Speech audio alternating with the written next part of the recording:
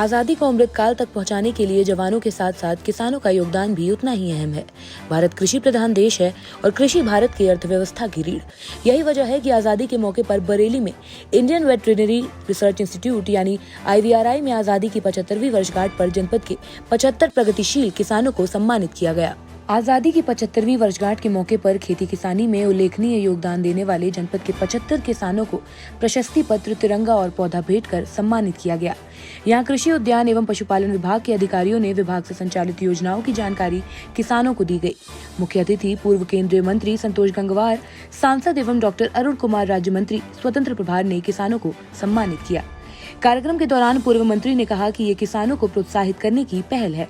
आपने ये जानकारी में आपको आया कि हमने जनपद के अच्छे किसानों को सम्मानित करने का काम किया है। अब कृषि के क्षेत्र में प्रगति हो रही है और मैं दक्षिण के राज्यों में गया था, वहाँ अधिकांश संख्या में किसान 3-3 फसलें भी लेते हैं। हमारे यहाँ भी इसमें सक्रियता और बड़े इस हिसाब से मिलकर काम कर रहे हैं, इसीलिए इतनी बड़ी संख्या हमने किसान भाइयों को सम्मानित करने का काम किया है। जो सुविधाएं हैं, जो सारी बातें हैं, वो उनको उपलब्ध कराई जाएं। और जैसा कि हम सब जानते हैं कि IVRI कैंपस में ही किसान सेवा केंद्र है, इसको और अच्छे ढंग से आगे बढ़ाया जाए, इसकी सुविधाएं किसान उठा सके, इस बात की चिंता में हैं। खाद्यान्न का उत्पादन तो हम ज़्यादा कर ही रहे हैं, अब दलहन और तिलहन के मामले में भी हमारी उपलब्धियां बढ़ रही हैं और हम इस दिशा में भी अच्छी सक्रियता से काम कर रहे हैं। बरेली मंडल के संयुक्त कृषि निदेशक राजेश कुमार ने कार्यक्रम की जानकारी देते हुए बताया कि कृषि के क्षेत्र में अलग योगदान देने के लिए किसानों को सम्मानित किया गया है। ये जो भी किसान हमारे 75 आए हैं, ये विभिन्न अलग अलग डिपार्टमेंट से हैं। जैसे हमारे यहाँ पे जो अच्छे काम FPO में जो जैविक खेती कर रहे हैं, उन किसानों को सम्मानित किया है। और जो आज मतलब पॉली हाउस कर रहे हैं या माइक्रो इरिगेशन कर रहे हैं, जो भी किसान अपने अपने क्षेत्र में प्रगतिशील हैं, मत्स्य वाले विभाग में जो मत्स्य पालन कर रहे हैं या उनका जो अंगुली पालन कर रहे हैं, उनके बारे में सम्मानित किया गया। तो जो हमारे कृषि विभाग से जो भी रिलेटेड किसान हैं, उनको आज हमने सम्मानित किया और ये सोच करके किया कि ये आगे प्रगति करेंगे। और उनको साथ साथ मैंने एक पौधा उनको इसके साथ दिया है कि वो उसको लगाएंगे और इस पर्यावरण को बहुत अच्छा बनाएंगे। कृषि विभाग जो है आय को दोगुना करने के लिए क्या कदम उठाए हैं, इस संबंध में हम लोग जो है एक तो ये कोशिश कर रहे हैं कि FPO को हम प्रोत्साहन दे रहे हैं। उनमें हम किसानों को क्लस्टर प्रदर्शन के रूप में दलहन, तिलहन और जो है राइस, बासमती राइस या और जो भी हैं धान, उनको उगा करके और हम जो है उसको एक्सपोर्ट करें, मतलब जो है उनका मूल्य अववर्धन करें, जिससे कि हम जो है किसान की इस तरह से आय को दूना कर सकते हैं। उसी के साथ साथ ये भी हम लोग बार बार कहते हैं कि किसान को कृषि विभाग के साथ साथ अन्य जो पशुपालन है, मत्स्य पालन है, हॉर्टिकल्चर है, उसको भी मिक्स करना चाहिए, जिससे कि किसान को किसी भी तरह से वो बाहर अपनी आय जो भी प्राप्त करता है उसको बाहर न जाए और बल्कि अपने ही संसाधनों से वो अच्छा उत्पादन करे। कार्यक्रम में उप कृषि निदेशक डॉक्टर दीदार सिंह ने किसानों को आय दोगुनी करने के लिए सुझाव दिए, साथ ही साथ अलग से ट्रेनिंग देने की बात कही। उन्होंने किसानों को सलाह दी कि वह सहफसली खेती करें, जैविक खेती की ओर खुद को मोड़ें। देखिए, किसान की आय दोगुनी करने के लिए या किसी भी स्तर पर बढ़ाए जाने के लिए जो प्रयास करने होते हैं, वो मुख्य रूप से 2 भागों में डिवाइड होंगे, 2 भागों में विभाजित किया जाता है। एक तो कृषक की लागत कम हो जाए, वो जितना भी पैसा हम लागत में कम करेंगे वो आय में बढ़ जाता है, नंबर 1। नंबर 2, जितना भी कृषक का उत्पादन हो, अधिक से अधिक उत्पादन हो और साथ ही साथ उस उत्पादन को उचित मूल्य मिले। उत्पादन का मायने ये नहीं है कि वो फसल का उत्पादन हो, उत्पादन का मायने है कि कृषि या कृषि के आनुषांगिक जो अन्य कार्यक्रम हैं, जैसे कि वो किसी के साथ पौधे लगा सकते हैं, फॉरेस्ट्री कर सकते हैं, उद्यान कर सकते हैं, पशुपालन कर सकते हैं और साथ में मत्स्य पालन कर सकते हैं। कई प्रकार की कृषि की आनुषंगिक गतिविधियां हैं, जिनका अगर वो साथ में समावेश करेंगे अपने कृषि में, तो उनकी आय दोगुनी होना अवश्यंभावी है। अब हम पहली वाली बात कर रहे हैं कि उनकी लागत में कटौती हो, जैसे कि वो अगर मृदा परीक्षण करा के अगर वो उर्वरकों का प्रयोग करेंगे, तो निश्चित है कि उनकी उर्वरक लागत कम हो जाएगी।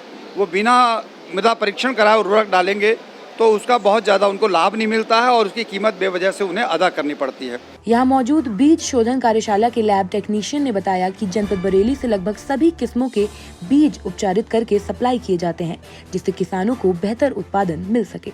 ऐसा है जो कृषि विभाग द्वारा जो बीज सप्लाई किए जाते हैं वो शोधित बीज होते हैं, तो उनको शोधन करने की आवश्यकता नहीं है। वो ट्रीटेड है। अब बहुत सी कंपनियां भी ट्रीटेड बीज दे रही हैं, तो शोधन करने की आवश्यकता नहीं रह जाती उनके, तो शोधित बीज किसानों को उपलब्ध कराया जा रहा है और जो अच्छी पैदावार देता है, उन्नतशील प्रजातियों का। बरेली में जो हमारा प्लांट है वो बिलवा में स्थित है और वहाँ सीड प्रोसेसिंग प्लांट बोलते हैं उसको। वहाँ बीजों का प्रोसेसिंग किया जाता है और पैकिंग की जाती है और सप्लाई की जाती है, जिसमें आपका धान है, गेहूँ है खाद्यान्न में, और उसके बाद दलहन में चना है, मटर है, मसूर है, ये सब है। दलहन और खाद्यान्न विशेष रूप से, तिलहन में तिल है, ये सब बीज हैं जो किसानों के लिए दिए जाते हैं और उनका प्रोसेसिंग करके किसानों को। आंवला में है तो आंवला में दलहन बहुत होता है, उड़द की खेती बहुत होती है, मसूर बहुत होती है। फरीदपुर में है वो उड़द का क्षेत्र है, मसूर का क्षेत्र है। गन्ना आपका बहेड़ी में ज़्यादा होता है, तो आंवला तहसील और फरीदपुर तहसील यहाँ पर जो है बहुत बड़ी मात्रा में उड़द की खेती होती है, मसूर की खेती होती है और मूंग की खेती होती है। तो दलहन में भी बरेली जो है वो आगे बढ़ रहा है दलहन की खेती। उत्तर प्रदेश की लोकप्रिय सरकार द्वारा किसानों के कल्याण के लिए बहुत योजनाएं चलाई जा रही हैं। उन्नतशील कृषि यंत्रों का वितरण है, उन्नतशील बीज वितरण है, दवाइयाँ या रसायन जिनको कहते हैं कृषि रक्षा संबंधित, उनका वितरण है।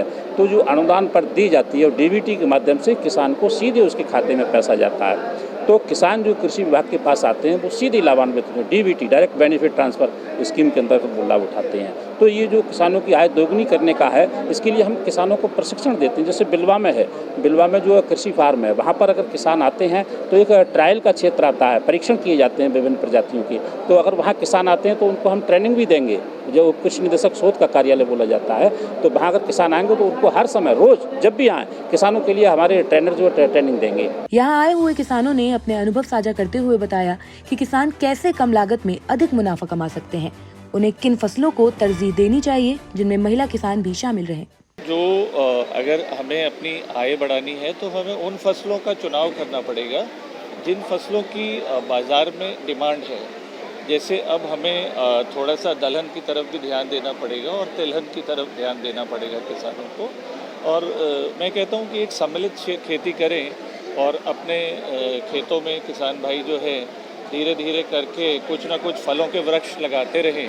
और फलों के वृक्ष में भी उनको ये देखना पड़ेगा कि जिनसे उनको अच्छा मूल्य प्राप्त हो, उस तरह के फलों के वृक्ष जो हैं अपने खेतों में वो स्थापित करते रहें। जैसे आपने 6 बीघे में आप कम से कम 10,000 रुपये समझ लें, और जो उसकी आमदनी आती है वो 1 लाख रुपए तक आती है। और उसमें एक फ़ायदा ये होता है कि आपको 3 साल तक उसमें ज़मीन में आपको बार बार खुदाई तो करनी पड़ती है, लेकिन उसको जोतना नहीं पड़ता है। पानी की व्यवस्था पूरी होनी चाहिए और विशेष रूप से हम करते हैं गोबर की खाद डालकर, जिससे कि लोगों को मतलब केला सही रूप से मिले। और ये कार्य हम लोग समूह द्वारा कर रहे हैं। कार्यक्रम में डीएम बरेली शिवकांत द्विवेदी, विधायक MP आर्य, राघवेंद्र शर्मा, IVRI निदेशक त्रिवेणी दत्त समेत जनपद के कई गणमान्य लोगों ने शिरकत कर किसानों का उत्साहवर्धन किया। डेली इंसाइडर के लिए बरेली से सुधाकर शुक्ला की रिपोर्ट। यूपी और देश दुनिया की तमाम ताजा तरीन खबरों के लिए गूगल प्ले स्टोर से आज ही डाउनलोड करें हमारा तेजी से उभरता न्यूज ऐप डेली इंसाइडर।